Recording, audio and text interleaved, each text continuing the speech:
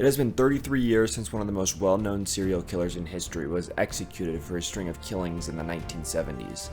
On November 24, 1946, 22-year-old Lenore Louise Cowell gave birth to a boy named Theodore Robert Cowell in Vermont. The father of Theodore, also known as Ted, was not identified, and not much was known about him. During Ted's early life, he stayed mostly with his grandparents who raised him, making Ted believe they were his biological parents. It wasn't until Ted learned the truth.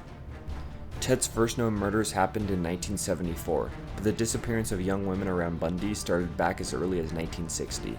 The earliest possible victim of Ted was a girl named Ann Burr, who vanished in 1961 from her bed. At the time of the disappearance, Ted was only 14 and was working as a mail delivery boy, and Ann's house happened to be on his route, but he denied any wrongdoing.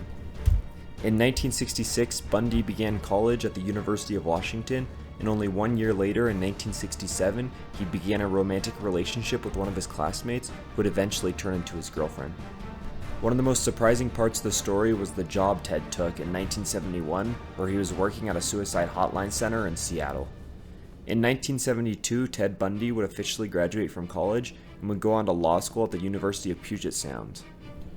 Ted's first two confirmed attacks and first murder took place in January and February of 1974, where he broke into two girls' apartments and attacked them viciously before disposing of one of their bodies.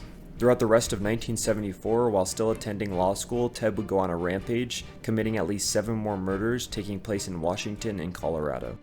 The next break in the case happened in November when a lady named Carol Duranch was leaving a mall in Utah when Ted approached her stating he was an officer and her car had just been burglarized. He also stated that he would need to take her down to the police station in order to file a report. However, once she entered the car, Bundy handcuffed her. Thankfully for Carol, she was able to escape after Ted had made a mistake, only handcuffing one of her hands. Carol would later become a key witness.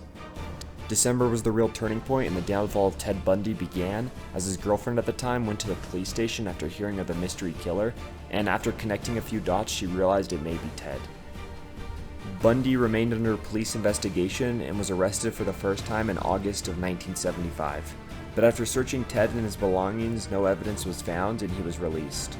This didn't stop police, and after they got a tip that Ted had sold his car, the police quickly seized control of the car and searched the car, finding the hair of Carol Duranch. Carol Duranch was immediately brought in and she was able to identify Bundy in a lineup, claiming that he was the one that took her. This would be enough to put Ted behind bars, but only temporarily.